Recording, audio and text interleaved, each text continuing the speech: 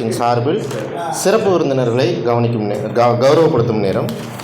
சிறப்பு விருந்தினர் கலை நன்மணி பிரம்மஞான முத்துபாரதி அவர்களுக்கு நினைவு பரிசை இப்பொழுது புத்தக வாசிப்பு நற்பணி மன்றத்தின் சார்பில் எழுத்தாளர் மாரிமுத்து அவர்கள் வழங்குவார்கள்.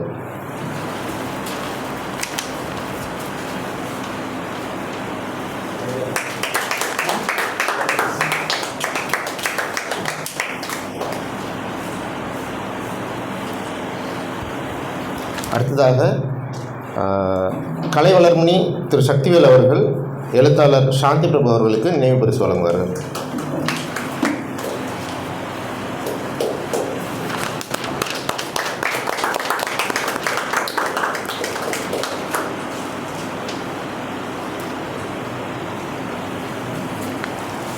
அடுத்ததாக திரு ரவி அவர்கள் எழுத்தாளர் ஆயிரம் பொன் அரவிந்த் அவர்களுக்கு நினைவு பரிசு வழங்குவார்கள்.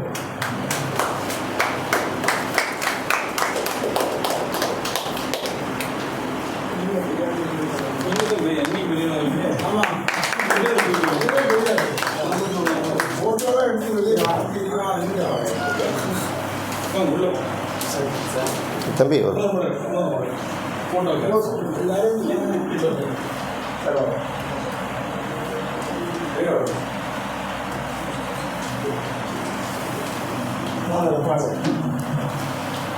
அடுத்ததாக சிறப்பு விருந்தினர் உரை. சிறப்பு விருந்தினர் கலை நன்மணி பிரம்மஞான முத்துபாரதி அவர்கள் ஒரு சிற்றுரையாற்றுவார்கள். அவையில் கூடியிருக்கக்கூடிய ஆன்றோர் பெருமக்கள் அனைவருக்கும் என் இனிய காலை வணக்கம். சிறப்புரை அப்படின்னா நிறைய நேரம் பேசணும் அப்படின்னு நினைக்க வேண்டாம், சுருக்கமாகவே முடிச்சிருவேன். அதனால் ரொம்ப நேரம் பேசுகிறதுக்கான வாய்ப்புகள் மிக குறைவு தான். ஏன்னா ஆசிரியராக வகுப்பறையில் பேசுகிறது வேறு, ஆன்றோர் பெருமக்கள் நடுவில் பேசுகிறதுங்கிறது வேறு. அப்போ இந்த மாதிரியான வகுப்பில் 1 மணி நேரம் இல்லை 2 மணி நேரம் கூட நாங்கள் வாட்டில் போய்கிட்டே இருக்கோம்.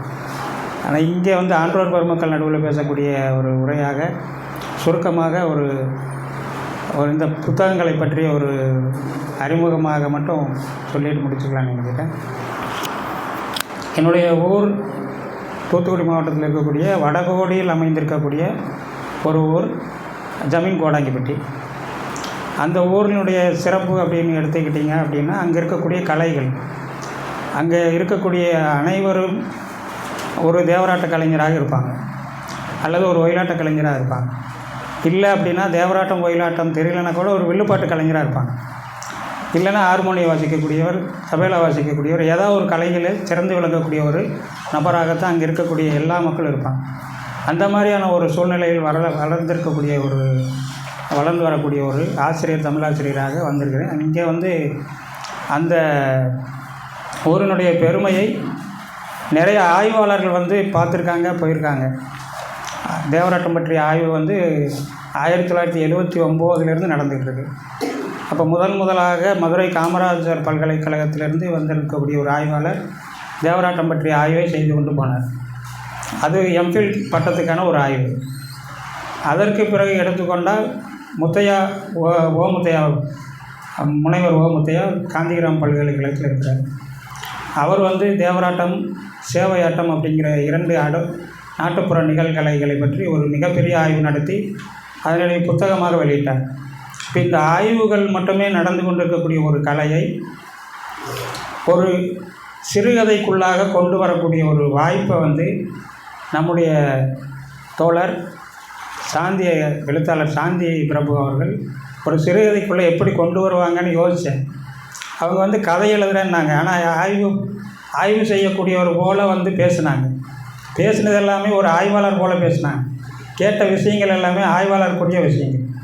அவங்க எல்லாமே அங்கே இருந்த கோயில்களை பற்றி, அங்கே நடக்கக்கூடிய நிகழ்வுகளை பற்றி, ஒவ்வொரு அந்த இன மக்களுடைய பண்பாடு, அந்த இன மக்கள் பண்பாட்டோடு இந்த தேவராட்டத்தினுடைய தொடர்பு, அப்போ எல்லாவற்றையும் கேட்கும்போது ஒரு ஆய்வாளர் அளவுக்கு கேட்டாங்க. சரி, ஆய்வு நூலாக எழுதுவாங்கன்னு எனக்கு கேட்டால் கதை எழுத போகிறேன் நான். அப்போ கதைக்குள்ளாக இந்த நிகழ்கலையை எப்படி உள்ளே கொண்டு வருவாங்கங்கிற ஒரு சந்தேகம் எனக்கு இருந்துச்சு. அதை எப்படி கொண்டு வர முடியும்? அதை ஆய்வு நூலாக எடுக்கலாம், ஆனால் கதைக்குள்ளாக கொண்டு வருவது மிக சிரமமான ஒரு காரியமாச்சு அப்படின்னு யோசித்தேன். ஆனால் இன்றைக்கி வந்து அந்த சிறுகதையை பார்த்த பிறகு அப்போ ஒரு கதைக்குள்ளாக ஒரு நிகழ்கலையை உள்ளுக்குள்ளே கொண்டு வந்து நிகழ்கலையை மட்டுமல்ல அந்த இன மக்களுடைய தெய்வ வழிபாட்டு முறைகளையும் அந்த தெய்வ வழிபாட்டின் மீது இருக்கக்கூடிய நம்பிக்கைகளையும் அது நம்பிக்கைக்குரியவர்கள் ஆத்திகம் அந்த கதையில் வருது ஆத்திகமும் இருக்குது நாத்திகமும் இருக்குது. அப்போ இந்த இரண்டையும் இணைத்து கொண்டு ஆத்திகத்தினுடைய வெளிப்பாடு எவ்வாறு அமையும், கடவுளுடைய நம்பிக்கை எவ்வாறு இருக்கும், அதை நம்ம மற்றவர்கள் வந்து அதை எவ்வாறு பார்ப்பார்கள் என்பதையும் பற்றி மிக தெளிவாக ஒரு 6-7 பக்கம்தான் இருக்குது. ஆனால் ஒரு ஆய்வேட்டினுடைய 200 பக்கத்துக்கு இருக்கக்கூடிய ஒரு ஆய்வேட்டினுடைய கருத்துக்கள் எல்லாமே அந்த 8 பக்கத்து 9 பக்கத்துக்குள்ளே இருக்குது. அப்போ இந்த மாதிரி ஒரு சிறுகதை நானும் சிறுகதை எழுதணும்னு முயற்சி பண்ணியிருக்கேன், ஆனால் முடியலை. தமிழாசிரியராக இருந்துட்டு ஒரு கவிதை எழுதணும் அல்லது சிறுகதை எழுதணும் ஏதாவது ஒன்று தெரிஞ்சிருக்கணுமா இல்லையா அப்படின்னு சிறுகதை எழுத ஒரு தடவை முயற்சி பண்ணேன். அது சிறுகதைன்னா எவ்வளோ பெரிய விஷயம் அப்படிங்கிறத அது உணர்த்துச்சு.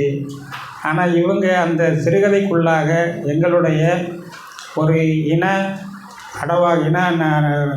நிகழ்வாக இருந்த ஒரு தேவராட்ட கலையை, அதுபோக அங்கே இருக்கக்கூடிய கோவில்களை, அங்கே இருக்கக்கூடிய தெய்வ நம்பிக்கை, பண்பாடு, சடங்குகள், இதுவை எல்லாவற்றையும் ஒருங்கிணைந்து ஒரு சிறுகதைக்குள்ளாக அமைத்திருக்கக்கூடிய ஒரு விதம் மிகச் சிறப்பாக இருந்தது.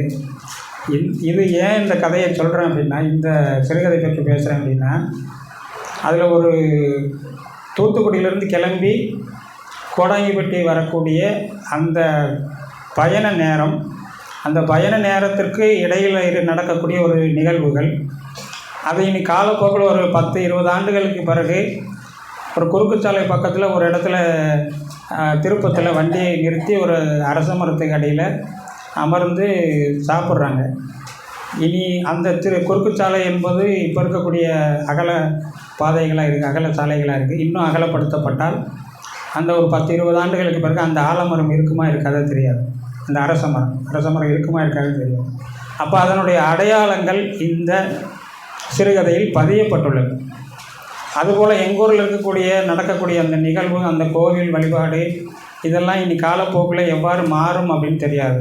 ஆனால் எல்லாவற்றையும் ஒரு கல்வெட்டாக ஒரு சிறுகதையின் வடிவில் எங்களுடைய பண்பாட்டை, எங்களுடைய தெய்வ வழிபாடுகளை, தெய்வ வழிமுறைகளை ஒரு சிறுகதை மூலமாக பதிவு செய்திருக்காங்க, ரெக்கார்ட் பண்ணியிருக்காங்க. ஒரு ஆவணமாக எங்களுக்கு அதை கொடுத்துருக்காங்க எழுத்தாளர் சகோதரி சாந்தி பிரபு அவர்களுக்கு எங்களுடைய கிராமத்தின் சார்பாக மிகப்பெரிய நன்றியை தெரிவித்துக் கொள்கிறேன். தேவராட்டம் பற்றிய வேறு ஏதாவது உங்களுக்கு ஐயங்கள் இருந்தால் அதை பற்றி தகவல் தெரிய வேண்டுமென்றால் கேட்டால் அதற்கான பதிலை நான் வழங்குகிறேன். வாய்ப்பளித்தமைக்கு ரொம்ப நன்றி.